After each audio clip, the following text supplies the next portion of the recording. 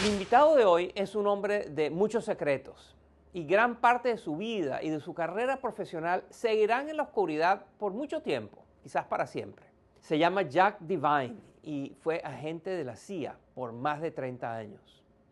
Devine acaba de publicar un libro titulado Good Hunting o Buena Cacería. En este libro nos cuenta toda su historia. Bueno, claramente no es toda, es la que él ha decidido revelarnos, pero en todo caso es una historia fascinante porque es desde la perspectiva de alguien que ha estado en la clandestinidad durante toda su carrera. Una de las primeras misiones de Jack Devine como espía fue precisamente en Chile, en los primeros años de la década del 70. Pero Devine no solo operó como espía en el Chile de Allende, también vio en primera fila, o más bien detrás de bambalinas, la revolución sandinista en Nicaragua.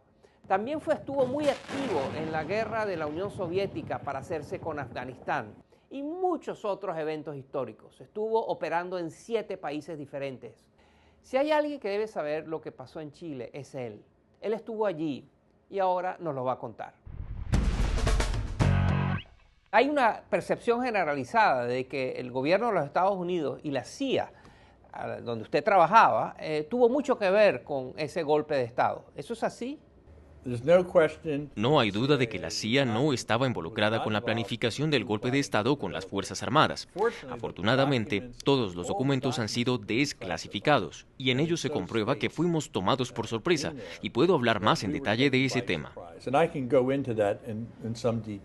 Sin embargo, tal como usted escribió en su libro, 2 días antes usted ya estaba enterado de que iba a haber un golpe militar contra el gobierno de Allende.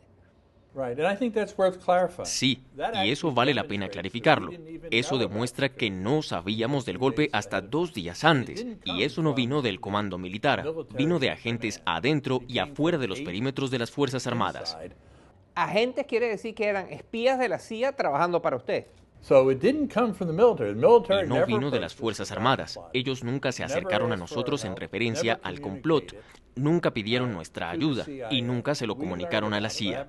Cuando nos enteramos, yo estaba sentado en un restaurante en el centro de Santiago y me sacaron de la reunión para atender una llamada de mi esposa, quien había recibido la noticia primero de que iba a haber un golpe el 11 de septiembre. Y así fue que nos enteramos.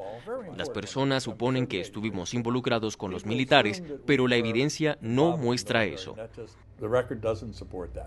Pero, ¿dónde estaba usted el 11 de septiembre de 1973 en Santiago de Chile? ¿Dónde estaba?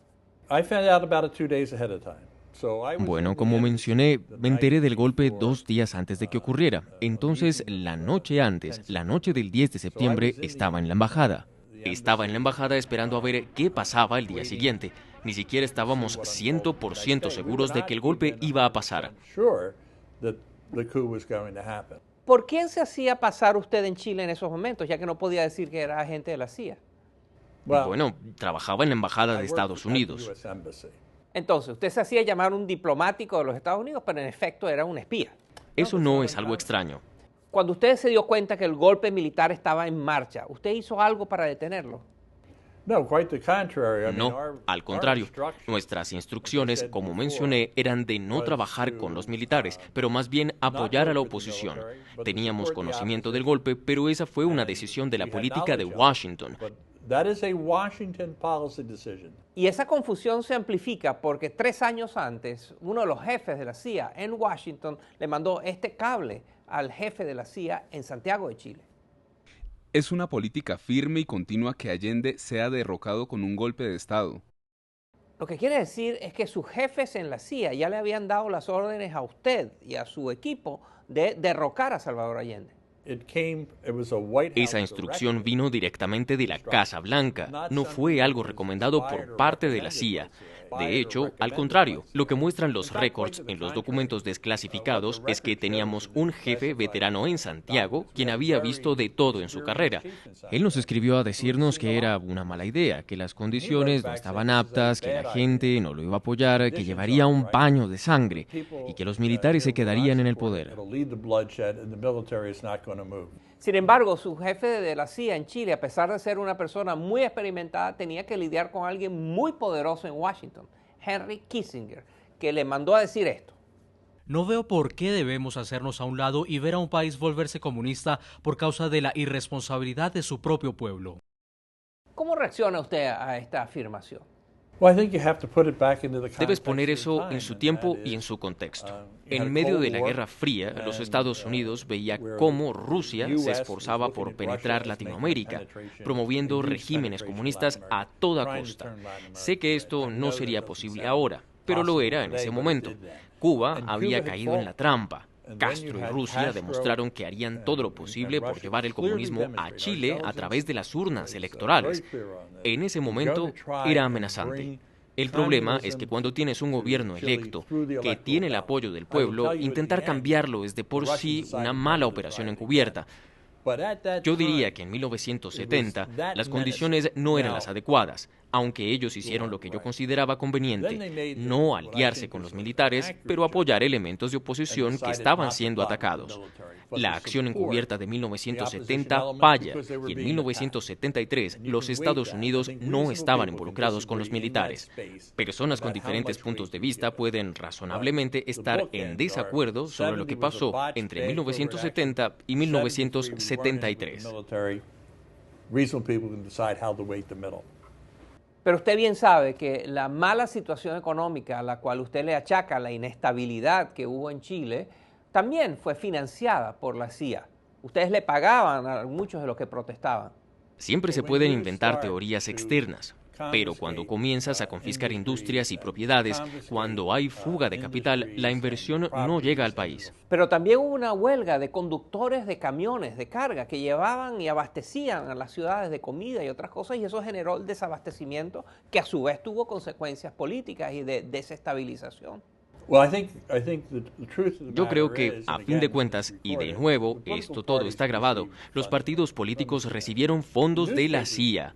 Los periódicos también, pero era más que todo para mantenerlos a flote porque el gobierno estaba tomando medidas para oprimirlos, incluyendo el problema que hubo con el mercurio, quien no podía acceder a los insumos para la impresión y con la economía en ruinas, los medios estaban en la bancarrota. O sea que el gobierno de los Estados Unidos le dio apoyo financiero al Mercurio, que es un periódico privado que estaba criticando, que estaba en oposición al gobierno de Allende. Los números exactos están ahí. El Mercurio recibió ayuda y los partidos políticos también recibieron ayuda.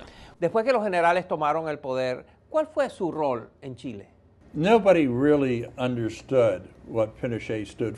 Yo creo que nadie sabía lo que él representaba. De hecho, nadie pensó que él sería el líder, incluyendo los agentes de inteligencia que le reportaban a él. Entonces creo que hubo un elemento de sorpresa, y no solo para los americanos, también para aquellos que se oponían a Allende. Era imposible saber lo fuerte que iba a ser el gobierno de Pinochet. La mayoría de nosotros, e incluyo muchos chilenos que conocí, pensábamos que el gobierno de Pinochet sería temporal, que habrían elecciones y las cosas empezarían de nuevo muy pronto. Y eso no pasó. Entonces hubo un aprendizaje, pero no tomó mucho tiempo para que la relación entre el gobierno de Estados Unidos y el de Pinochet se debilitara. Y la CIA, de nuevo, es un reflejo de eso. Cuando el gobierno de Estados Unidos no está cómodo con un gobierno de otro país, la CIA tampoco lo está. No tiene posiciones independientes.